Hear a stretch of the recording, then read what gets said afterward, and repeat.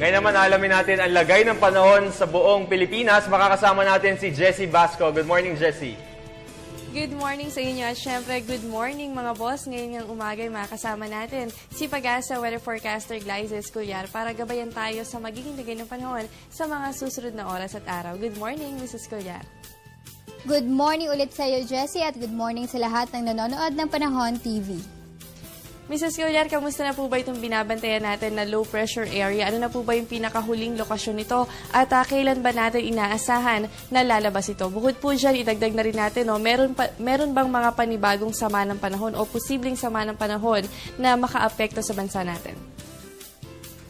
Ang low pressure area na patuloy nating minomonitor at ilang araw na nating minomonitor ay huling namataan sa layong 250 km kanluran na ng Baguio City. At ito ngayon ay nasa West Philippine Sea na, wala na po yan sa kalupaan at inaasahan na within 12 hours ay makakalabas na po ng Philippine Area of Responsibility.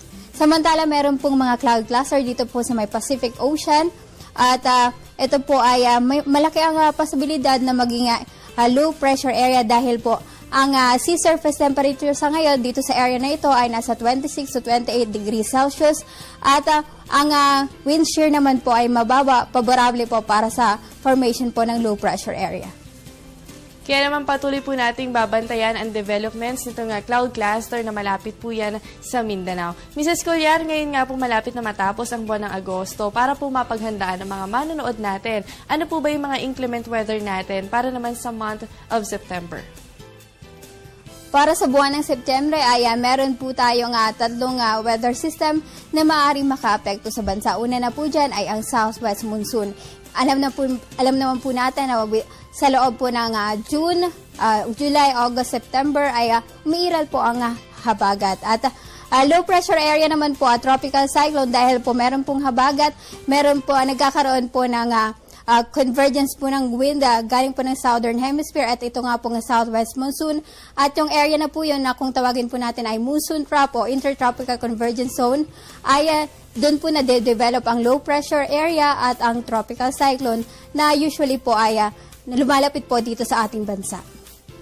Since kasama po sa ating inclement weather ito nga tropical cyclone o yung bagyo, ilang bagyo po ba nga asahan natin para sa month of September? Para sa buwan po ng Setyembre ay inaasahan po natin na magkakaroon po tayo ng 2 hanggang sa 3 bagyo at ito po ay posible nga mag-landfall. Mrs. Escolar, mula po dito sa 2 hanggang 3 bagyo, paano po ba yung magiging track nito at ilan dito yung possible na tumama sa ating landmass? Gaya po ng aking nabanggit, ang posibilidad po ng landfalling tropical cyclone sa buwan po ng Setyembre ay halos more than 50%. Usually po dito po yan sa Northern Luzon nagla-landfall at dito po sa extreme Northern Luzon kung saan kabilang po ang Batanes Group of Islands at dito po sa Calayan at Babuyan Group of Islands. Ang less than 50% naman po ay paiwas po at papunta po nga Japan area. So asahan po natin na sa 2 hanggang 3 bagyo na posibleng makaapekto sa bansa natin sa susunod na buwan ay 2 po dito ang possible na tumama sa ating landmass at unang maaapektuhan nga po niyan ay ang Northern Luzon, ganun din po ang extreme Northern Luzon. Mrs. Escolar, bilang panghuling katanungan na lamang, magandang panahon na po ba nga asahan natin sa mga susunod na oras? Ano po bang nilalaman ng inyong 5 a.m. weather forecast? Dahil nasa West Philippine Sea na nga ang low pressure area na ating minomonitor, ang tanging lugar po o rehiyon na makakaranas na lamang ng light to moderate rains na may kasama pong thunderstorm o mahina hanggang katamtamang pagulan na may kasama pong pagkidlat at pagulog ay dito na lamang po yan sa Caraga at Davao Region dahil po sa presensya po ng kaulupan dito po sa may Pacific Ocean. Samantala po dito naman po sa Metro Manila at ang nalalabi pang bahagi ng bansa, asahan na po ang maaliwalas na panahon. At kung minsan po may kainitan, maalinsangan, at kung meron man po mga pagulan, isolated cases na lamang po ito, o yung tinatawag po nating localized thunderstorm. Particular po yan tuwing hapon o gabi. Kaya naman po, huwag natin kalilimutan yung pagdadala ng payong, no? Dahil may mga chance pa rin tayo ng mga pagulan at pagkidlat, pagkulog, lalo na po yan sa hapon o gabi. Salamat po, Mrs. Escolar, at nakasama nga natin si Pag-asa Weather Forecaster Glyza Escolar. Huwag po kayong alas at magbabalik pa ang Panahon TV.